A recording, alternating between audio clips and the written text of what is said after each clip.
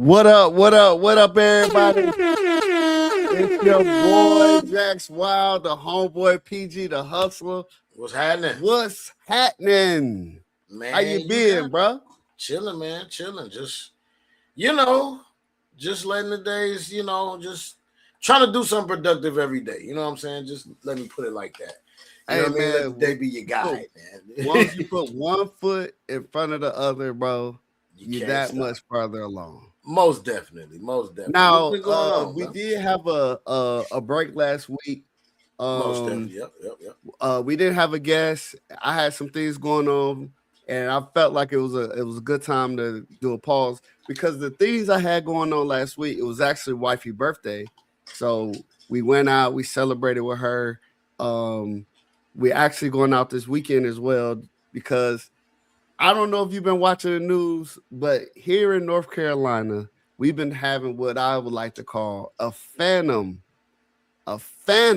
snowstorm. They've been closing down these schools, closing down the stores, talking about it's going to be icy, it's going to be snowing.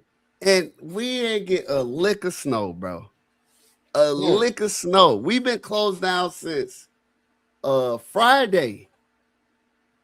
Wow. So they closed the school Friday. They closed the school Monday. Tuesday, they finally went back to school today. And I'm talking about ain't nothing to show for it. Ain't a snowman, no frostbite, no no ice on the windshield. Ain't nothing to show for it. Bro, we just had so much snow up here, bro. It's snowing again right now. That's why you just heard me tell wifey to be careful. Yeah. Because it is crazy. What you mean real? Yeah. Yeah, bro. Yeah. It's real. I am scared for us if we actually get snow because they have really overplayed this whole thing. They really have overplayed it. And it's kind of like, you remember the story, the boy that cried wolf, right? You was going to say that, yeah. You know what I'm saying? We saying, hey, it's going to snow. It's going to snow. It's going to snow. And then we like, man, forget that. No. And then now I'm going to be in the middle of Walmart. I'm going to come out to a doggone blizzard. Yep. That's what's going to happen. That's what's going to happen. But hope it don't. Yeah. Hope it don't. How was your Thanksgiving? How was everything? Because I haven't talked to you. Yeah, Thanksgiving was good, man. Family did the 1-2 like we always do. Got together and celebrated. Everybody cooked some good stuff, and we just fellowshipped. My son found out he had another cousin that go to his school that he didn't even know. Shouts out to kids. Yeah, you feel me? Just bringing the family together, man. Trying to keep everybody. My cousin is like great with keeping the family together, keeping traditions alive, keeping the youth mixed in with the elders, and people knowing each other and it just passing down. Like, she's real good at that, so she puts it together. That's all we did for Thanksgiving, man. I really loved it. It took a break off. We didn't have to cook nothing. You know what I mean? I actually just went to the store and got some dessert and out of there. You feel me? That was it. That's good, man. So I mean, just chilling, man, and then everyday work thing, man. And like, unlike you, I'm actually fighting the snow, actually fighting through the blizzard that's coming on and off day by day. You know what I mean? Every day is crazy. Like the first day they shut down the schools, it was nuts outside. Was it? Outside and it was completely white. It was just ice everywhere. Snow trucks hadn't got there yet. I took the car out because I'm riding on. I'm getting some tomorrow. Okay. But I got some scallywags on my car, man. Ooh, I got the scallywags on the front, man. So you know what I'm saying? Scallywags. Yeah. So you, but what I mean, because I go city to city every day. Like I just left Youngstown today. You know what I'm saying? Like I go city to city every day. So I put a lot of miles and a lot of wear and tear on my vehicle. You know what I mean? Working. So it's crazy, man. Like that's why it's nuts to hear you say y'all not having it and they're freaking out over there it's crazy because we have it and we ain't freaking out because we used to it. Yeah, man. So my Thanksgiving, everybody know I went to Detroit. Thursday was the Lions and the Packers. Oh yeah.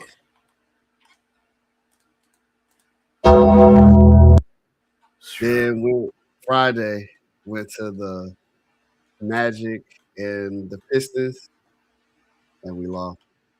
Dang. Then Saturday. I don't even want to talk about Saturday. Hey man, get the grin off, man. Saturday. What happened Saturday? Go ahead and say it, man. Let's go ahead and say it one time, man. We hosted some individuals from the southern region of where I'm from in Detroit, and they they commenced to. What state were they from? That's what we need to know. Ohio State boys came to town, and we did who? And commenced to open up a can on us. 3 letters. BTA, BTA. All right, we're moving on because I told you I wasn't gonna go too tough, and this is why. The following Saturday, yeah, it all came back around. Oh yeah. And we can move on to the next subject. Hey, shouts out to him, right? Now let's talk about that coach for a quick second. All right. That coach was new to Indiana, I want to say 2 years ago. Okay. He got hired. He went to a basketball game. Now, normally coaches of the football, they go to the basketball game to patronize and do what they do.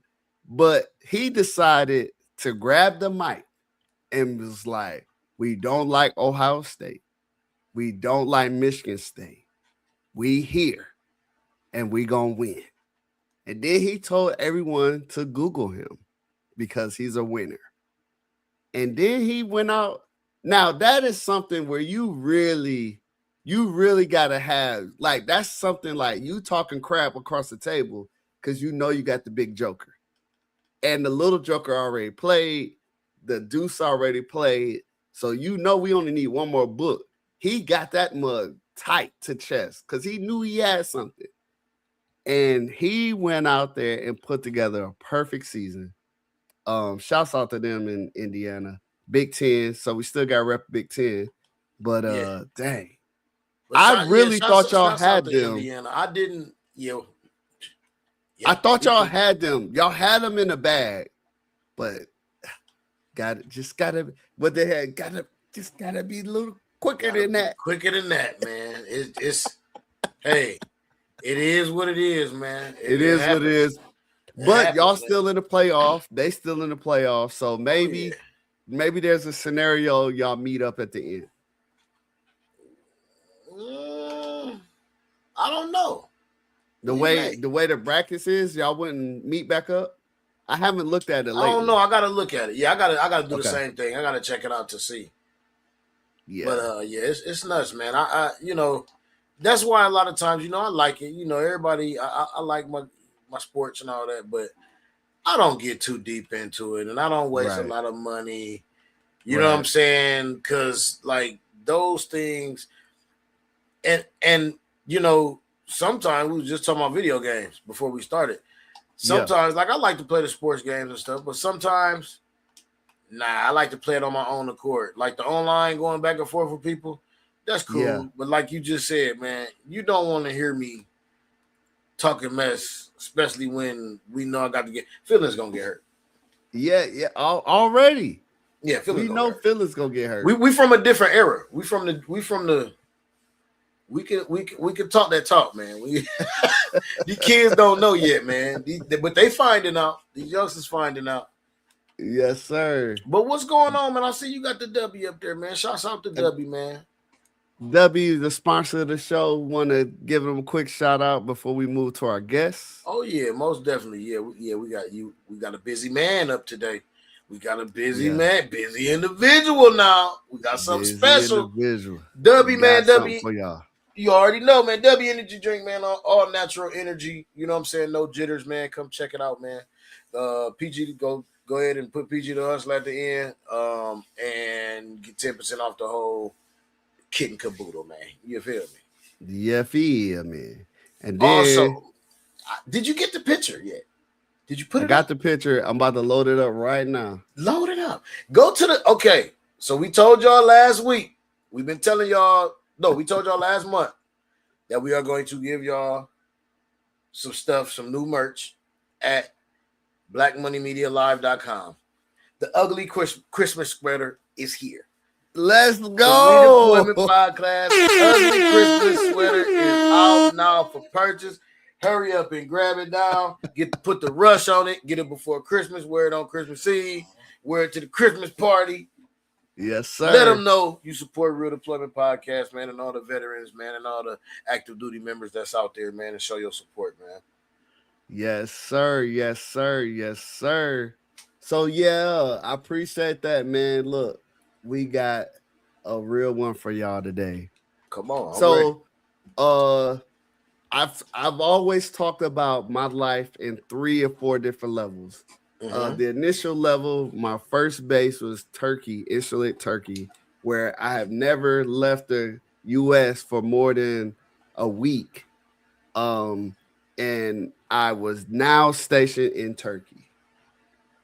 And I met this brother here. And when I say he is one of the reasons I'm still here today, because, you know, what he put into me, even as a young age. He was only a senior airman when I met him, which that's E4 when I met him. And he still had, him and my other partner, Walker, still had deposited enough into me. Even when I was going wild. Y'all know my Turkey days is when I was wild. But he still was there with me, get me through even some tough times. So want to introduce to some and reintroduce to others my good boy Jason Adkins, man. Welcome to the show. Welcome. How you doing today, sir? Doing good, man. I'm loving it. I appreciate you guys inviting me. Thank you. Oh, man, good to have you, man. Good to have you always. If you don't mind, I would like to jump straight in. I want to hear, we do this segment where we call it the drop. And the drop is really when the situation surrounding your dropping everything and going to the military. So please take a few minutes, walk us through the days, the weeks, the months prior to you joining the military, why you joined, and anything surrounding that situation, sir. Oh, man. I was kind of like what you was talking about. I was a young kid, you know, we was partying every day. And then over time, your circle starts getting smaller, right? Your friends start going off to college. They start doing different things. And I was still working in my little job, making my $6.25 an hour. I said, man, I can't do this forever in California. So I needed to go do something. And the Air Force offered the best opportunity for me at that time. So I think I was 20 when I decided to leave. Okay. And best decision I ever made, because if I would have stayed put, who knows where I would have ended up and the trouble I might have gotten into. So, yeah. What part of California were you Cali in? too. Yeah. 645 wasn't going to do it. At all. Would have had to have like 10 roommates. They wouldn't have worked. You hear me? People don't understand. I just left Cali not too long ago. People don't understand. Yeah.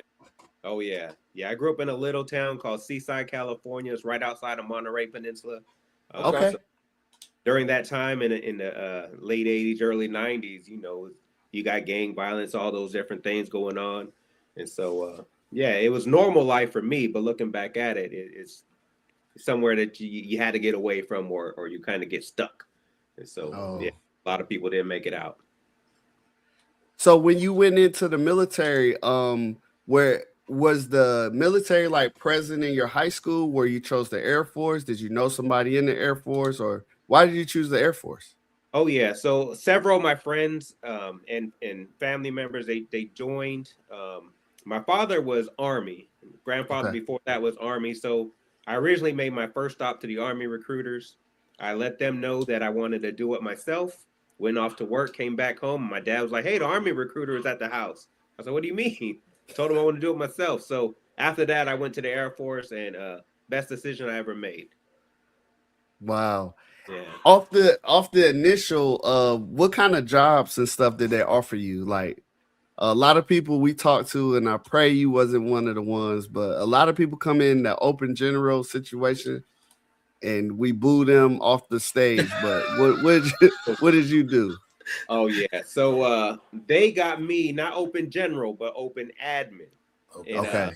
they promised me all these administrative jobs. And I remember finishing up boot camp and I had traffic management and I had tears in my eyes because I didn't know what that was. I thought I was gonna be painting the highway or something like that. So yeah, they got me. They got me with that open admin. I thought I was gonna be painting the highway. You was gonna be the traffic cop, like, all right. Oh yeah, I had no idea what a traffic management was, but surprisingly enough, my cousin was a traffic manager as well.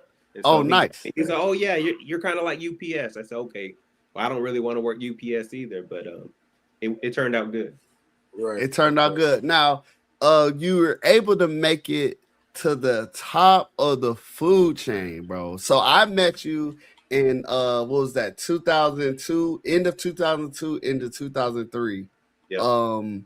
What base was that for you? Was that your first base or second base? That was my second base, yeah. Okay. First base was Vandenberg, then went over to Turkey. Love that assignment. We had a good time there. We worked hard though. We worked very hard. We worked hard. Now, Vandenberg, was that not close to your house? Oh yeah, it was about 3 or 4 hours, so it was good to get away. Yeah, we partied a lot. Good time. So even that, I would. So if somebody's watching and somebody is gonna hear this, in the future, listening to the stream and the restream and the podcast and all that good stuff, what would you tell someone that gets stationed closer back to home? Because I know that could kind of be a Trappist too, if you will.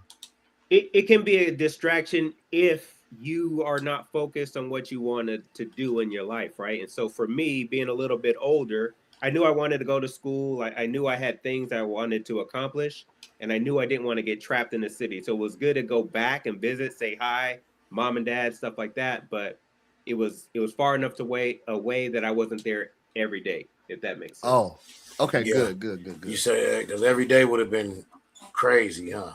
Yeah, you're in the same old. So yeah, it's a 4-hour drive, and you don't want to do it all the time. But a good long weekend is good. Now, I went to Vandenberg one time. I was stationed. One of my last duty stations was Travis Air Force Base. So I get there as a tech sergeant, brand new. I was tested for master or promotable to master. Right. And when I got to Travis, I checked into my unit and now I'm working my first week. And you start hearing all this chatter around like, hey, we need a body to go with this other master sergeant down to Vandenberg. They were like, just ask the new guy, because we're in Cubicle City. So you could hear people chatter. Just ask the new guy. Take the new guy. So I'm like, all right. So I'm like, what are y'all talking about, man? Because, I'm always down for a challenge. So where are we going to Vandenberg for? It was one of those things we did the TDY, the paperwork and all that. And the guy I went with basically said, I'll tell you when we get in the car. So I'm like, what? Okay, cool. So I told my wife, hey, got a quick little TDY. We'll be back. Man, do you know we went down there to retrieve someone from the slammer? Because Vandenberg has a jail. Oh, yeah. And they wanted to take the new guy because everybody knew this person and they didn't want it to be an uncomfortable situation because it was like it was like 4.5 hour drive. Wow. Probably a little longer. Maybe a little longer than that, because we spent the night before and then grabbed him and went on back. But bro, so did you have any run-ins with anyone that had to visit the slammer down there? Not at Vandenberg, but I did have that job at Dover. They had me signed up to be a chaser, is what they called it back then. Yeah. And so I had to take them either to the brig at Norfolk or Quantico. And so I know. Yeah, you sitting in a holding cell just like you're in there with them. Yeah, wow. and then driving back, I'm driving and I'm like, so on the way down when he said we're going to pick him up, I'm like, all right, I don't need to know everything what he did, but just let me know if the man is violent, bro. Like, do I need to watch my back? Yeah, he can't be sitting behind me. I just got to this base. I'm promotable to master sergeant. Like, come on, man. Don't do the tech sergeant like that. But yeah, but going to Vandenberg, man, outside of that city, it was kind of like the base is in like really in the crevice of a mountain. Mm-hmm. And then when you go outside the base and go over the mountain, boom, that was the city, man. That was the craziest thing I've ever seen. But I'm hearing like that's where some of the resources is. So that maybe that's why it's in the mountains or whatever. Yeah. But okay, so you continued on after Turkey. Where can you just give us a quick rundown of your bases? Yeah, so after Turkey, I went off to Tampa, Florida to MacDill. From MacDill, went off to Dover. Dover went off to Hawaii. To Kirtland, New Mexico. New Mexico to Langley, Virginia. And then I finished off here in Alaska at Elmendorf at J-Bear. So, wow. So I was looking at your face when we was talking about the snow. And I made sure to get our snow story out of the way because we don't want no smoke.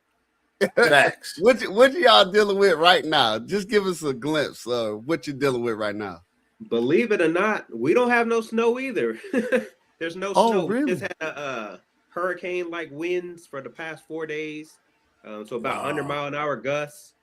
So that was interesting. People lost power. But yeah, surprisingly, we haven't had much snow in the last 2 years. So my wife is pretty upset. She bought some cross-country skis, some ice skates last year. Couldn't even use them. Can't use them. Went in the closet. Yeah, couldn't use them. I'm telling you, Jax, my wife was from Cali and she wants the snow. Like she was mad because we weren't the first couple of years we was here. We got back to Ohio. There's no snow, like on Christmas. And she was like upset. She was like, oh yeah. She was like, man, I'm cool. Normal Alaska, we should have snow by now. We should have a lot of it. But nope. That's weird, now, man. It's weather weird, man. It's going to do nuts, man. Now tell the folks, like, how was it like really climbing that ladder? The one thing I heard and we talk about is at some point it switched to like a political race. You reaching all the way to the top to getting to Chief Master Sergeant. Is there any validity to that statement where at some point you leave regular Air Force operations to become some kind of political person in order to make it to chief? No, I don't think so. Okay. I think the promotion system is pretty clear, right? And so you being a gamer, I played games growing up as well. When the blueprint is right there in front of you and it says, hey, do these little things consistently and you can get promoted. I just made a decision when I was younger that I'm gonna do those things. And one of the biggest tools that gets you promoted is your EPRs, right? And so I learned very early in my career that I need to learn how to write one of these things well. And so I practiced and interviewed a lot of different people, say, hey, how do I make these lines look better? And so that's when I got into storytelling, which made me a better speaker overall. Oh. But writing your evaluations is essentially writing a story. So I had this command chief before, Chief Evaluate, over at Dover, and he basically took the EPR and he folded it in half. And he said, when you read this front side, if it doesn't make you want to flip the other side, then it's a poorly written story. And so wow. I practiced that for a long time. And once you understand what it is that they're asking you to do and you articulate that message, fair game. Man, that's awesome, because that's one of the most, I would say, like you said, one of the most important things, but it is one of the most misunderstood things. Because even in my woes with writing EPRs, it was like I was just throwing numbers at it, like how many pallets did you move, how many things did you move, blah blah blah, and then just throwing a bunch of numbers at it, hopefully to get the Chiefs, dazed by these numbers and this money, and maybe it'll happen. But like you said, very very well spoken. Like, when you capture that and make it tell a story and give them the why, I really think the new way they've done it, in where they add the narrative, I think that's going to help. But how do you do it without a bunch of fluff? Because I know that's the other side of the coin. Yeah, so you start, it's just like what you guys are doing on a podcast. I'm sure you guys do some editings and stuff like that. And so what you really want to do is figure out what exactly did you accomplish and write everything down. Stop trying to get into this borderline. Stop trying to write in between this border and worrying about making things fit. Write down everything. Write down everything that you accomplished, because it's narrative form. And now you start, once you finish that and it sounds right, you start editing. Start clipping out the stuff that's excess, and the fluff will be gone. But the hardest thing for some people is getting their ideas on paper, and that's what stumbles a lot of folks. They think that they're looking for impacts. They want hard-hitting impacts, and they don't really tell the story right of what they did or why they did it. So is there any keys for the folks out there that may still be in and maybe struggling to write these EPRs? What would you tell them as they're doing it, or as they're capturing it from day to day? What should they be looking at? What should they be writing down? What should they be obtaining so that it's not such a hard climb at the end? I say treat it like anything else, right? So let's use an example of your fitness test, right? Most people that struggled with their fitness test, when did they start working out? So when we got the notification, you got a test in 30 days? Months before, right? And now they're working on a 10-minute, 11-minute, whatever mile. But 6 months when your test is coming up, right? And so if you're preparing for 6 months, a 10-minute mile, 11-minute mile should be easy for most people. 50 push-ups, he's worked out for 6 months, should be easy. Your EPR should be the same way. If you're writing down the information as you accomplish it, you have 6 months to edit that data. If you wait until the EPR is due, you're going to have a hard time scrambling to make it sound good, because everyone's working on their EPR. And so they don't have that much time to invest to fix yours when they're trying to fix it.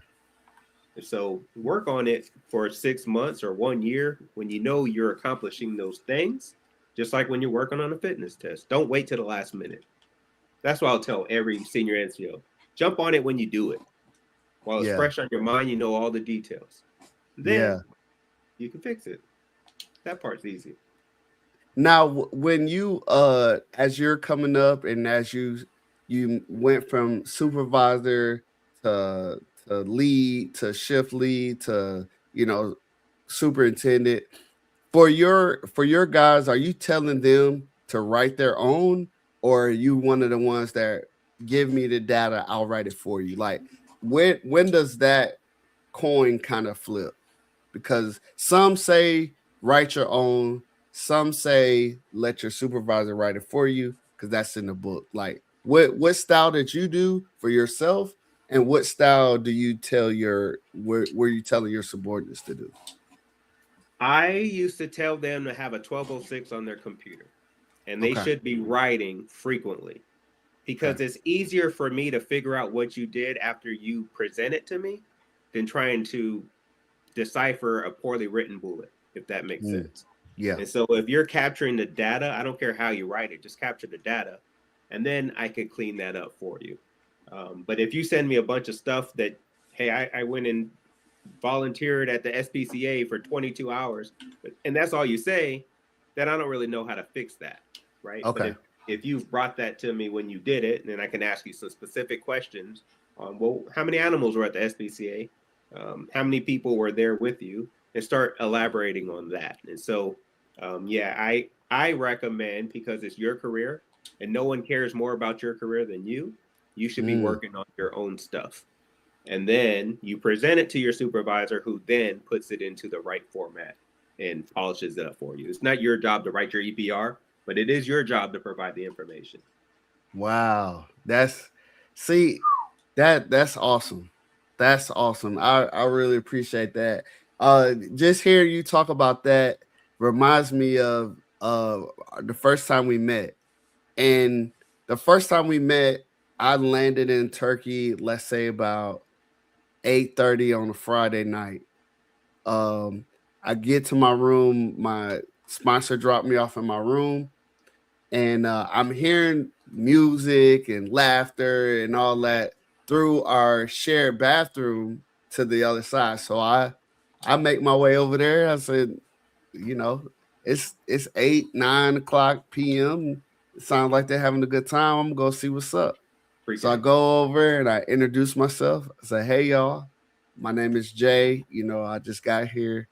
And very quickly I was interrupted by the real Jay, the standing Jay in the base. Because Jason here said, no, my name is Jay. What else? What other names do you have? I was like, oh, excuse me, I'm Airman Basic James Jacks. Okay, got it. We're calling you JJ off the rip. And so I say that to say the next things that I learned from y'all, you and Walker, was then y'all was like, okay, go take a shower and get dressed. Yeah, and I'm like, wait, I don't think you heard what I said. I just landed from the States to here. I'm about to go to bed. They're like, no, we said go get dressed. We're getting ready to go out. And I was like, yes, sir. Like, because, I'm looking around. I see Walker's uniform kind of hanging up. And I'm like, okay, he got some rank on him. I'd imagine this guy got some rank on him. Then we had another guy, Buell. He was there. I'm sure he had some rank on him. And Buell's a big old fella. Dude, so, yeah. So I was like, let me go take a shower. And so the things I learned, even as you're talking about the EPR, it's the little subtle things. Really what they were doing is prepping me, landing on a Friday night. They know I have to be to work on Monday. They know I need to transition through sleep patterns and all that kind of stuff to get me to Monday. So they made me stay up when I really wanted to go to bed. So those are a little key. So, I mean, Jay, you went on, you became a chief. I've been watching your whole story. I had to just publicly thank you for just those little things like that. And now you're even talking about EPR. I wish I would have talked to you years ago about this EPR situation. But yeah, man, it's good to see that you made it this far. Can you tell us your favorite base and why? Oh man, I have fun everywhere I go.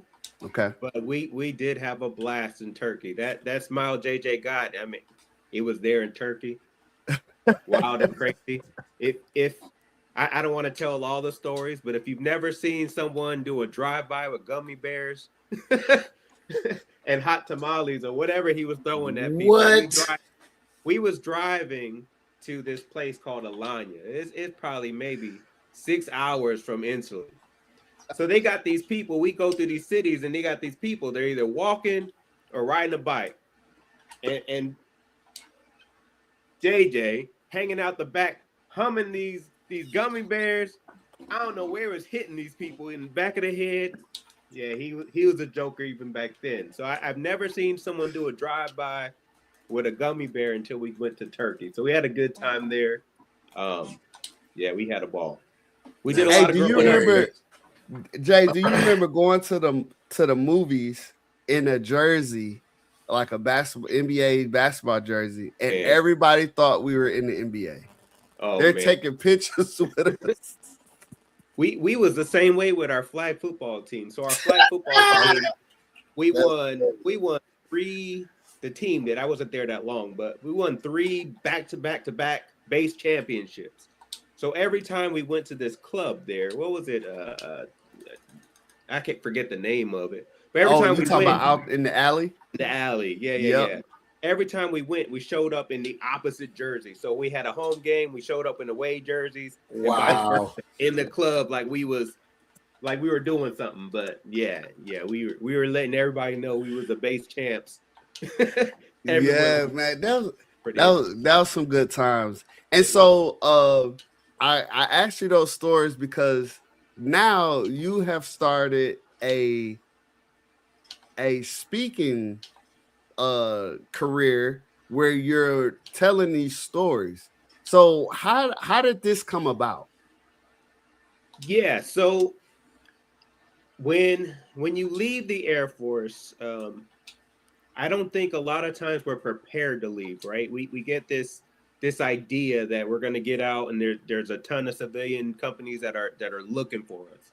And that's not always the case, right? But there was something I would follow the military, even though I was happy I was out, I was following it.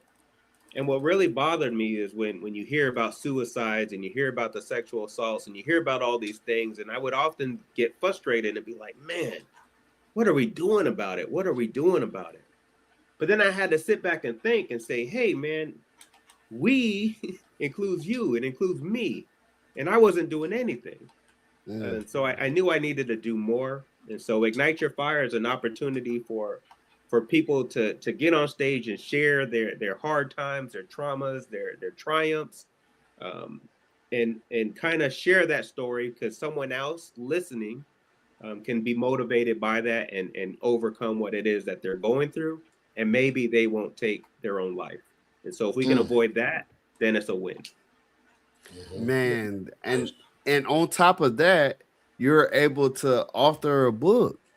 Like, Jay, you're all over the place. Now, this predicated off the storytelling and Unite Your Fire, or is this a whole nother lane? So it's they're all linked, right? God works to us in crazy ways. It's hard to explain. So I focused this year in 2025. I wanted to focus on my speaking, and so I got involved with John Maxwell, and I was working on getting my John Maxwell certification. And so I went out to Orlando, and I'm surrounded by a lot of great speakers, tons of great speakers, coaches, mentors. But a lot of them were pastors. And John Maxwell, if you guys don't know him, he's the foremost leader in leadership. He's written over almost 100 books. And so they were talking a lot about, why haven't you guys written your book yet? The book isn't for you. It's for the other person that needs to hear your stories. And so there was a lot of that influence about sharing a story. And I was surrounded by people that written their books. And so for a long time, I had this idea that I wanted to write a leadership book, and that was my intention. And I took a shower one day, and I had this idea of a story, and I shared the idea with my wife, and she was like, that's a great book. I said, it's an idea, it's not a book. And so I wrote that book, Malcolm Finds His Voice, in a single weekend. And off to publishing. And it's kind of taken off there. I wrote a second one. It's going to be a series of books where it's lessons. And so for Malcolm Finds His Voice, it's loosely related to when I was a kid. I used to talk in class, joke around. I would get in trouble doing that. So back when I was in grade school, we would have to write lines. I don't know if you guys remember that. If you get in trouble, maybe 100, 200 lines. Yeah. And then I'll go home and then get put on restriction by my dad. So you get in trouble multiple times. And so Right. what Malcolm finds his voice is his parents and that they didn't get him in trouble. They gave him a different path to redirect that energy. And so that's what I want to encourage people, just to have a little patience with their children and not be so quick to punish or administer pills and diagnose them with ADD or whatever it is. Maybe they that part. Yeah. That's good, man. That's So- good. And then on top of that, you're also an award-winning realtor. Yeah. Now, how does a man who was in transportation get all the way over to real estate? Like, can you tell us how that happened? Well, so my background, remember, is TMO. And so for a long time in my career, I was doing relocations, personal property movements. So I was helping people move across the country. And so if I was helping people move across the country, I figured I can at least help people move locally within the city, because I moved personally 8 times, right? Just with the Air Force. And so that transition was honestly pretty smooth for me. I really enjoy real estate. I get to meet a whole lot of people, see beautiful homes, but ultimately I'm helping people fulfill their dreams. Dreams of home ownership is something that everyone should attain. I remember my mom, she never bought a house when we were young. We was renting the whole time. And she always aspired to one day buy a house, but she never thought she could. And she passed away never buying a home. When the opportunity was there. So I don't want anyone to live thinking they can't do something. So I create those opportunities and open doors for them, and I love it. Yeah, and what's one of the toughest kind of hills to climb for you? Got somebody in front of you, they want to buy a house. Obviously, you know, getting in front of you, they express they want to buy a house, but what are some things, some factors that keep them from buying the house, whether it's, you know, their money situation, their credit situation? Like, what are some of those things that maybe a young airman, young NCOs listening now, still in the dorms, what are some things they could do to help the future of them? So to buy a house, it's honestly simple. What distracts people is you guys remember those dorm lawyers? Yes. Expert. So a lot of times that gets in the way, right? They hear rumors from their friends that the market's going to crash, that interest rates are super high, they're crazy high, and I ask them, well, what is the interest rate currently? And most people don't know. They just hear in the rumors what other people are saying. And so I try to tell people, when I recommend to those airmen, if they want to buy a house, talk to the experts, reach out to a realtor, talk to some lenders, see what they're even qualified for, because likely their credit is probably pretty good. And if they don't have credit already, they have credit repair opportunities that are provided by the lender, designed to help them get what they want to get. And so stop listening to the dorm lawyers and the naysayers. The people that bought a home 30, 40 years ago is different today, right? And matter of fact, interest rates 30, 40 years ago were higher than they are today. So, wow. Yeah. That's good. So we're really in a good spot now. Obviously, it's not going to be what it was after COVID with people that were having 2% interest rates. That probably won't come back. But they're pretty average compared to the last 20 plus years. So, yeah. Man, nice. That's good. That's good to hear. Are there some, like, you have, I see some of the pictures that you post. Ooh, excuse me. In Alaska, man, some of those houses are really, really nice. But how do you talk folks into buying houses covered in snow? Like, what's your pitch? Like, don't mind the snow. Let me dust this off. Come on in. Yeah, that's hilarious, bro. So the interior is not going to change. We always recommend them to get a home inspection. So that's very, very important. Bring in some experts that know what they're looking for. Make sure you're getting the HVAC, your heater, your furnaces, all that stuff inspected, so you know what you're walking into. Obviously, in the snow, you're going to miss some things on the exterior, right? You're not going to see what the lawn looks like. You're not going to see the condition of the roof, but you can get an idea based on how old the roof is, right? And so if you have a house that's 30 years old and it's never had a new roof, you probably need a new one. Yeah, it's probably past its shelf life. So, but yeah, as far as everything else, inside is the same. Yeah. Now, the one thing I haven't seen, and maybe just because I haven't never been there, are they building new houses in Alaska? Oh yes. Oh yes. Really? Okay. Yeah. Yes. Is there a certain season they're building the houses? Obviously, you can't build with a mountain of snow. Believe it or not, they can build pretty much year round now. So they have ways that they can warm the concrete. They have warmers out there. And so, yeah, they can pretty much build, unless it's like blizzard, they can pretty much build year round. Wow. There's plenty of new construction going on here. People are still moving to Alaska, and we're not living in wooden cabins. They're nice. or igloos. Right. Yeah. Is the oil money still there? The PFD, yes. It's been going down recently, but we still get it. A couple years ago was pretty high. It's per person once you get your residency, so it's nice to get that additional funds. What is it at now? This past year, I believe we got about $1,000 per person. Okay.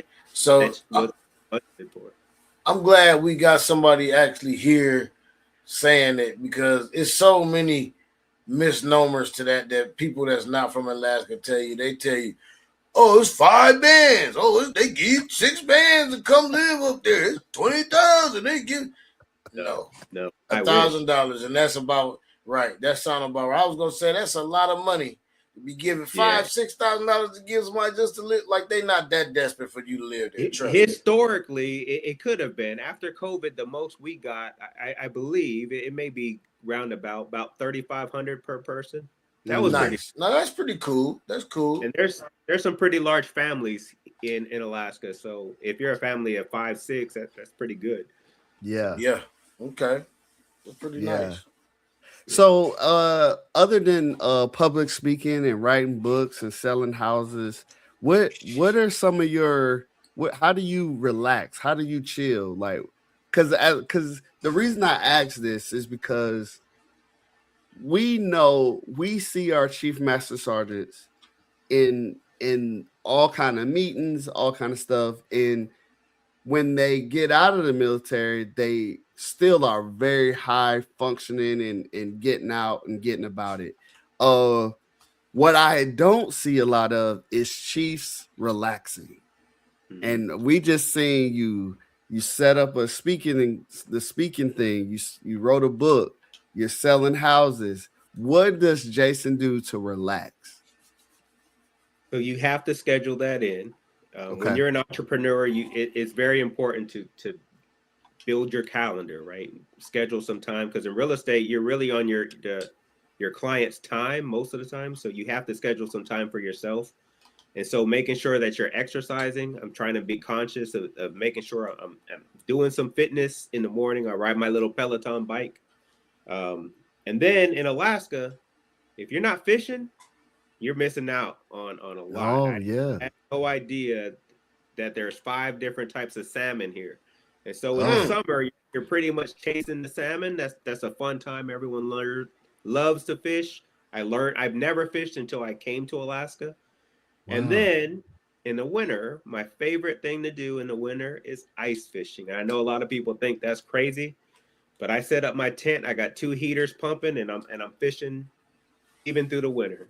I was gonna say that sounds fun, bro. That sounds fun. Now explain the ice fishing. Is that when we cutting the hole out of the ice? Oh yeah. But you also got heaters there, so you're not melting the ice that you're standing on, right? No, the ice that you're standing on may be 3-4 feet deep, and so that ice isn't going anywhere. Okay. Yeah, some people even drive with the heat. Yeah. Oh wow. Yeah, it's got to be pretty hot for you to melt an entire lake. Oh, okay. So what? And the fish are not like. I mean, it's cold. They're not laying dormant, like chilling, like hibernating. They Nope. still down there getting it. Yep. Wow. Yeah, I definitely would like to try that one time. I've seen some real elaborate tents, like huts. I've seen somebody have one like a real like wooden hut, bro. Like, oh yeah, and they just cut places, they had TVs in it. Electricity. Yeah, I'm not that advanced yet, but you're welcome to come here anytime. You got a place here, and I'll take it. For sure. Most definitely. So how cold is it out there on the ice? I mean, once we get in the tent, we kind of take a layer off yeah, you can be in a t-shirt in the tent. Wow. Because when you have both of those heaters going, depending on how many you need, some days you won't even need the heater at all. Because they have tents that are insulated that blocks the wind. The wind is what bothers you. It's not really the cold, because you kind of dress for the cold. It's the wind. But if you have an insulated tent and you got a nice setup, yeah, you'll be in there in a t-shirt. Man. Oh yeah. That's what's up. So I want to go through a couple of these pictures I grabbed. Talk to us about A1C Adkins right here. What was he thinking? Did this guy think he was going to be a chief one day? Believe it or not, I did, because I came in with no stripes at all. And all of my friends and peers, everyone outranked me. Even if they signed up and joined a week ago, right, on my first base, they could be brand new to Vandenberg. They outranked me too. And so people was always laughing at me. And I told them from day one, I said, listen, at the end of the day, I'm going to outrank you and everybody else around you. And that was my goal, was just I did it one enlistment at a time, and I wanted to get a promotion after every enlistment. And so, I had an idea. Wow. And so I guess if you was to go back and talk to A1C Adkins here, you'd just say, hey, keep going. Keep your head down, keep going. Yeah, so in that photo, that was base honor guard. And that one, I was sent TDY to Colorado to General Eberhardt's Order of the Sword ceremony. So that's what that sword is back there. And so I got to be the ceremonial guardsman for this major event. And so being on the honor guard, and how I joined the honor guard originally is they were offering you money. As an airman in dorms, you would get BAS. If you signed up for an honor guard, you just couldn't eat in the DFAC. It wasn't free anymore, but they gave you the money. And so that was motivating enough. I was like, oh, I get an extra $250.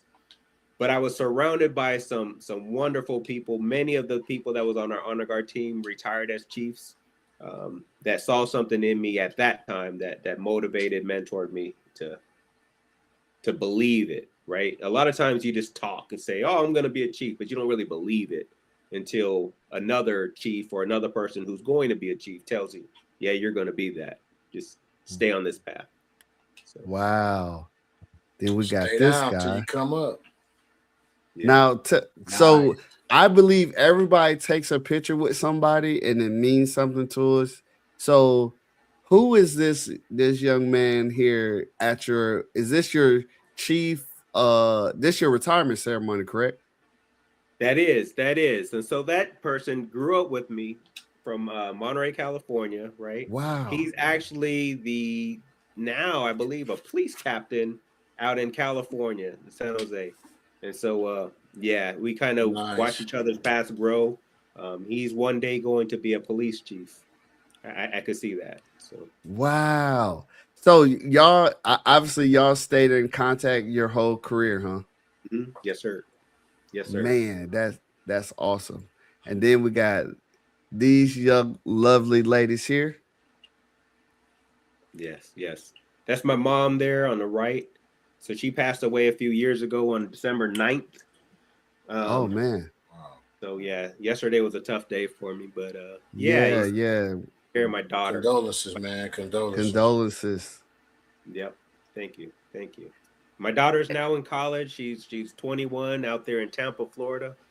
Oh, wow. Okay. Nice. What college did she go to? She goes to Hillsborough Community College. I was surprised she even wanted to go to school, but yeah, I'm good with it. She's using that. Yeah. That's easy on the pockets, huh?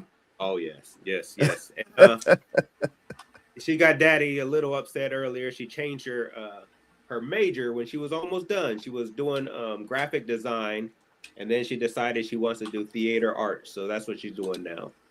Okay. Nice. So who knows? She may run her own podcast too. Who knows? Hey, who knows? If she ever needs some tips, PG will be available. If she doing theater, man, she gonna be doing shows and Broadway, man. That's big time. Yeah. Lord was nice. I got one more. I think I got, and then let's see, where is it at? Dang. As long as it's always nothing when you try to find it, you can't find it.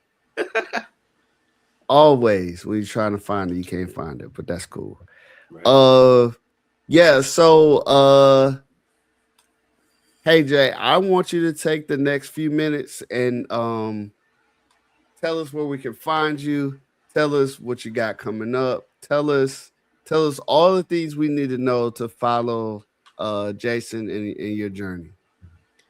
So if you want to find out about the motivational speaking and what we're doing, how we're expanding, you can see us on iyfspeak.com.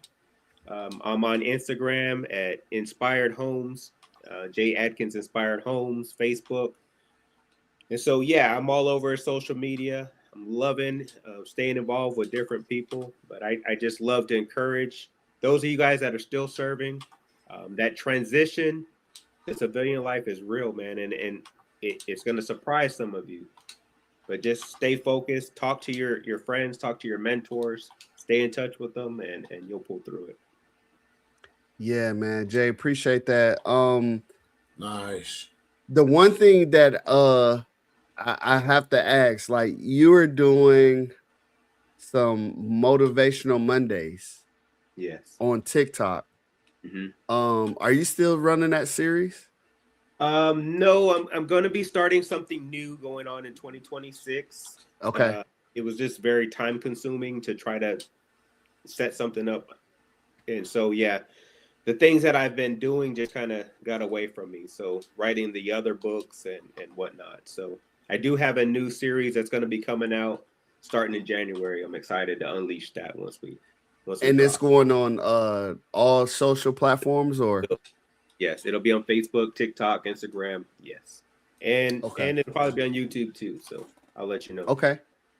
So I gotta ask, as the first person I met in the Air Force to now, I am in dire I'm hungry to join you in the public speaking space.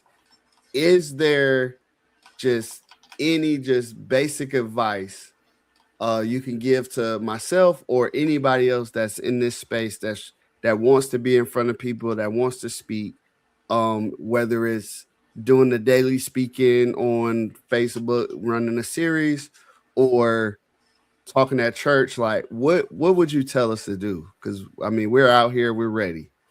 Yes. So you're doing all the right things. Getting out there in public and actually speaking will get you more comfortable to talk to different crowds and find your niche, right? Find out what it is that you're passionate about. Because I couldn't really zero in initially. I was like, should I do leadership? Should I do this? And I just talk about life. And that's the easiest thing for me to talk about is real world events and helping people cope through what it is they're going through. I studied change management. I studied leadership. Find out what you're passionate about and just kind of run with it. Volunteer to speak, whether you're paid or unpaid, just speak, right? There's a lot of people that can benefit just from hearing your story, and don't deprive them of that. You have a story. We all have a story that can be shared, and share it because someone needs to hear it. Dope. Man, look, thank you, Jay. Thank you for taking time out of your day to speak to us, to speak to the community.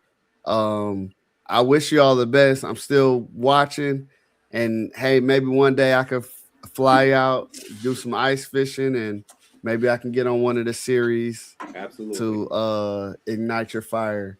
Do you have any closing comments for the folks? Just keep grinding, man. Keep hustling.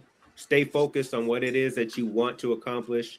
I tell the young kids when I mentor at the high schools, I tell them to develop a bucket list. And I define that as a bucket list is a list of things you want to do before you die, right? And so I think it's pretty cool to have your goals and your dreams sandwiched between life and death. And so when you think about it like that, it makes it more important, more worthwhile, and worth chasing. So start writing your bucket list and go after it. That's my message. Nice. PG, you got any closing comments for the community? This show was so packed, I ain't got nothing else to say, man. Follow us on Redeployment Podcast, man. Y'all know where it's at: YouTube, Spotify. You know what I'm saying? Follow us on PG the Hustler, man. All DSPs. Go get you some W, man. And last but not least, go get you an ugly sweater, man, from BlackMoneyMediaLive.com, man. Let's get it cracking. Let's get into the season, man. I do got one thing I want to say. What you got? I know everybody's all woke and everybody's all educated. Stop taking away these holidays and the joy and the feeling from these kids, okay? We know this stuff is not real, okay? Stop being a blowhard. Stop being a spoil. You know what I'm saying? Just cut it out. Just remember how you felt on Christmas when you came down and you opened up presents, or the days leading up to it, doing those things. It's for the kids, man. Stop being so rough and tough all the time. Because we starting to get a little information about things that we already knew. We knew Santa Claus wasn't real. You knew that. Okay? Stop taking away from these kids. Let them have fun, man. Yeah. That's all I got. That's a great message. Yeah. That's a great message. I know for me, right before we open up presents, I sit everybody down. I look them in the eyes. I say, listen, whether you get what you want or you don't, we know this is not what this is about. Right. We know that, Jesus came down. We're celebrating. He may not have been born in the winter, whatever they was trying to think or whatever, but we're going to celebrate this day at his birth. Okay. That's right. You know what I mean? And so I give it to him straight. And I think that's a great message to have some fun. It's okay. It's okay. It's okay to live. Yeah, I think I've been noticing, man, we've been taking the joy out of these kids' lives a lot of time. You know what I'm saying? A lot of times, with these phones and technology and the way things are, it's getting crazy, man. It's crazy on all kind of levels. But yes, sir. We letting y'all. What you got to say, man? What you got? Well, you know me. I'll always like to end the show to let folks know this podcast is for you. If you are in the military and you want to go all the way, 20 years to chief to wherever you want. I did it. Our guest did it. He made it all the way. He even made it to the top. So this podcast for you, we're talking about those things. This podcast is also for you if you want to get out. You want to do 1-2 enlistments. PG did it. He's doing well. Some of our other guests has done it. This podcast is for you. Is for that. This podcast for you if you are thinking about joining the military or any services. We're actually leaning heavily towards Air Force, but however you want to come in, we don't share away from you. This podcast for you because we talk about military things and what we do and what we did in the military. This podcast is also for you if none of those things have hit you. If you have never come in contact with a military member, just sit back and listen and hear our stories and how they relate to how your life is. Yep. Because this podcast is for you, even if you've never been in contact with a military member before. We're telling real stories from real things, from real situations. So without further ado, I would like to thank my guests for coming on. Thank you, PG. Thank you. Thank you, Black Money Media, for presenting this. Thank you, W, for sponsoring this. And, we love you. And ain't nothing you can do about it. Nothing you can do about it.